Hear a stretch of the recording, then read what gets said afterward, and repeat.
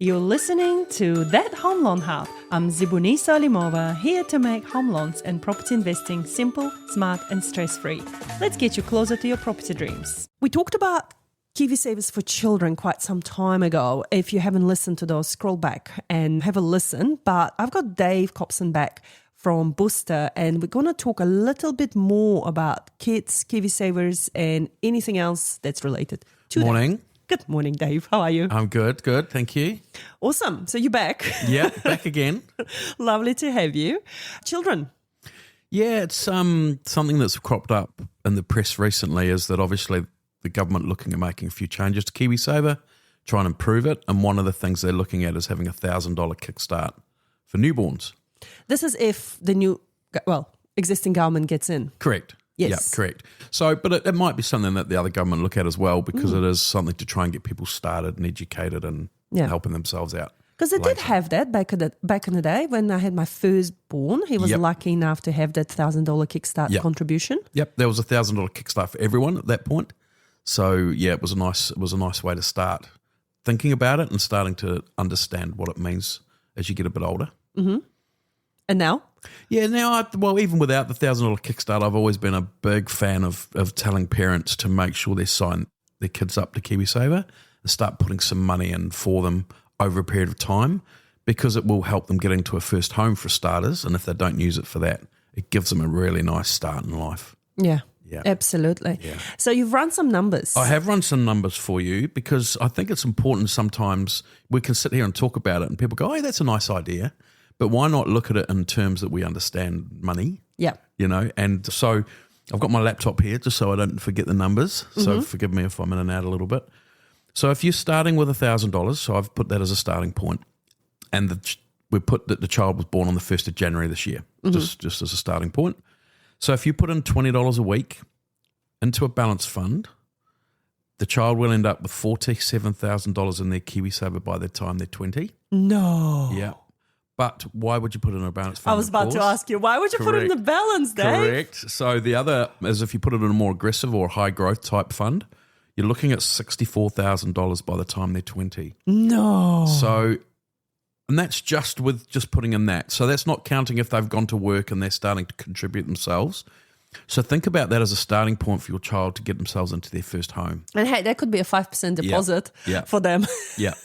In 20. Absolutely right. So it's an amazing start for just $20 a week for your kids. Now, if we know that it's tough out there at the moment. We get that. So I've done some figures around the $10 a week as well. Okay. So at $10 a week, you're looking at, in a balanced fund, you end up with about $29,000 at 20. That's not bad. It's pretty good. And more aggressive fund, you end up with $40,000 at 20. So again, a really nice start for just $10 a week. Yeah. So, man, let's encourage mums and dads to start that savings for their child, and it's somewhere where mum and dad can't touch it later.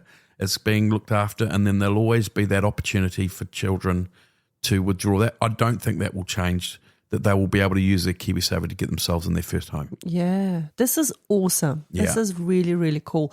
And for those that missed out on the other episode that I did, and I actually had some awesome feedback coming through about that one, was the tips and tricks to help with your kids' KiwiSavers is birthday monies. Yeah.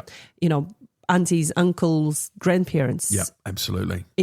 Especially in the first 5 years, kids don't know any different what they're getting for their birthdays. Correct. If you want to encourage that, you could get cash instead and put it into the kids' KiwiSavers. Yeah, and it's like we did talk about, there was the old bonus bonds. Bonus bonds, and grandparents used to love getting those. Yeah. So what's the difference? There's none really. This is just going into something cool. And that you can jazz it up a little bit and make a little voucher.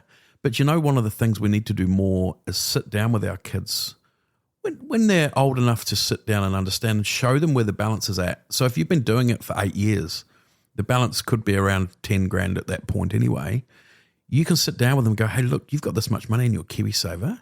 This is what it looks like in the future, and this is what it means when you start working, and just get them to start understanding what it means and start helping our kids be a little more literate with their finances. Yeah.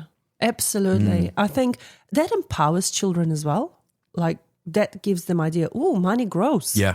Yeah. Not just on the trees, but actually it can grow as a balance. And I think that will encourage healthier habits with money. Yeah, agreed. And that's a big gap in our world in New Zealand is that education piece between leaving school, going into a job, or leaving university and going into a job and really taking it seriously. Yeah. But if they've already got a nice little balance in there, it's something they can take seriously.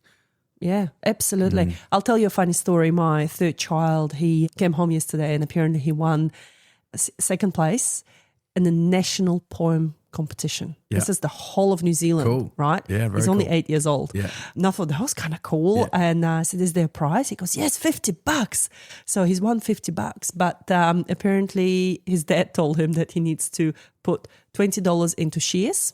Yep. And then $30 he can either, some of that $30 he can spend, buy something for us and donate. Yeah. So, but he knows that out of that 50, the $20 is going to go into his shares account. Yeah. Yeah. And that's cool, right? So get some understanding and it gets them started. So there's nothing wrong with that. Yeah, this is really cool. Well, David, thank you so much. Anything okay. else to share? No, one of the things we talked about previously was, that gap between possible men and women with KiwiSaver. So I did a bit of research, and overall, the KiwiSaver mix of people having KiwiSaver, it's about 51% of women are signed up against 49% men. We're going to leave it on as a cliffhanger for the next episode. I think we should, and I'll bring some figures in next time. Sounds good. Yeah. Thank you so much. Okay. Bye. And that's a wrap on That Home Loan Hub. Don't forget to hit subscribe and join me next time for more property tips and tricks. Your next smart move starts here.